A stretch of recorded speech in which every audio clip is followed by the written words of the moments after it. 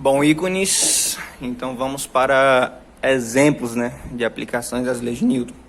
Então, a priori, que todo mundo deve saber que a todo momento existem forças sendo aplicadas sobre nós, tá? Então, de lei, então vamos imaginar um problema aqui. Imagine uma pessoa qualquer, ela está parada aqui no chão, na superfície. Então, de lei, tenho duas forças sendo aplicadas sobre a gente. A força peso, que é gerada pela ação da gravidade, e a força normal N, que é a força gerada pela superfície. Então, de lei, há duas forças em uma pessoa que está parada, A força normal N, que é a força da superfície, e a outra força é a força peso, que é exercida pela aceleração da gravidade. Tudo bem? Então, a gente também pode calcular o valor dessa força peso, Como é que a gente calcula?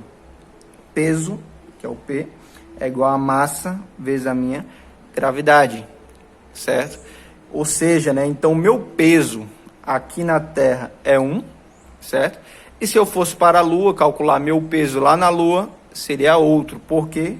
Porque a aceleração da gravidade é diferente. Então, a curiosidade, a partir de agora todo mundo pode corrigir isso, Então, quando alguém pergunta seu peso, a gente tem que saber que peso é diferente de massa, tá? Então, por exemplo, vamos supor que eu tenho uma massa de 70 kg, tudo bem? E a aceleração da gravidade aqui na Terra é 10 metros por segundo ao quadrado. Então, se eu for calcular meu peso, a minha massa é 70 e a minha aceleração da gravidade é 10. Então, o peso vai ser de 700. E se peso é uma força, vai ser 700 newtons. Então, quando um farmacêutico, um médico, alguma coisa pergunta qual foi seu peso, eu normalmente brinco, meu peso é 700 newtons, certo? Então, peso é diferente de massa. O peso seria 700 newtons e a massa seria 70 kg. Bom, então outro exemplo aqui de aplicação de leis de Newton, Se a gente tiver um caminhão, vamos imaginar, tem um caminhão, tudo bem? E nele há uma caixa em cima dele, tá? Então o caminhão freia e na carroceria há uma caixa. Na freada essa caixa se movimenta, Quais são as forças que existem nessa situação? Então vejam, Seguinte, eu estou com o caminhão em movimento, a caixa não está amarrada, de repente ele parou,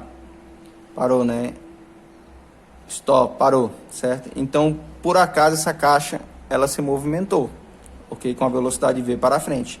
O que eu quero dizer com esse problema? Então, de lei, a gente já tem duas forças, Eu tenho a força peso, que é ocasionada pela ação da gravidade. Tenho uma força normal, que é gerada pela força da superfície, No caso aqui, a carroceria está gerando essa força normal, ok?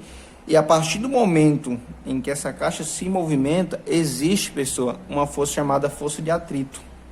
E o que seria essa força de atrito, A força de atrito é a força contrária ao movimento. Tudo bem? Então, existe sempre uma força que quer atrapalhar com que o objeto se movimente, ok? E existe dois tipos de força de atrito, Que é a força de atrito que necessita do coeficiente de atrito cinético e a força de atrito que precisa do coeficiente de atrito estático, Ou seja, seria uma força de atrito mínima,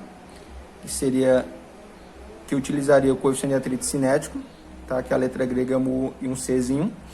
Ou então seria a força de atrito máximo, que seria o coeficiente de atrito estático, tudo bem? Que utiliza um E, tá? Então, a força de atrito que vocês devem saber que a força de atrito é a força contrária ao movimento, ok? Então, continuando, eu tenho aqui uma situação 3 para a gente imaginar.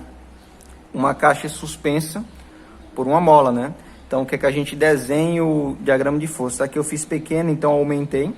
Veja que eu tenho aqui a minha superfície, mas eu levantei a caixa, certo? A partir do momento que eu levantei, eu não tenho mais a força da superfície, a N sumiu. Então, meu diagrama de forças, que são as minhas setazinhas, que eu sempre desenho, neste exercício aqui, se eu suspendi com a mola, tá? Ou seja, aqui que suspendeu com a mola vai ter uma força elástica, tá? E, mais uma vez, eu vou ter uma força peso que é gerada pela ação da gravidade. Então, quando eu suspendo uma caixa Com a mola, eu vou ter simplesmente as duas forças, a força elástica e a força peso, tudo bem? E é possível eu medir essa força elástica. Então, como é que eu meço essa força elástica? A minha força elástica é o meu K vezes um X. O que seria esse K? O K é a constante elástica da mola, tudo bem? E o X é o deslocamento que a mola faz, ou seja, a deformidade que a mola faz, tudo bem? Então, é possível mensurar também essa minha força elástica, o tamanho dessa minha força elástica, ok?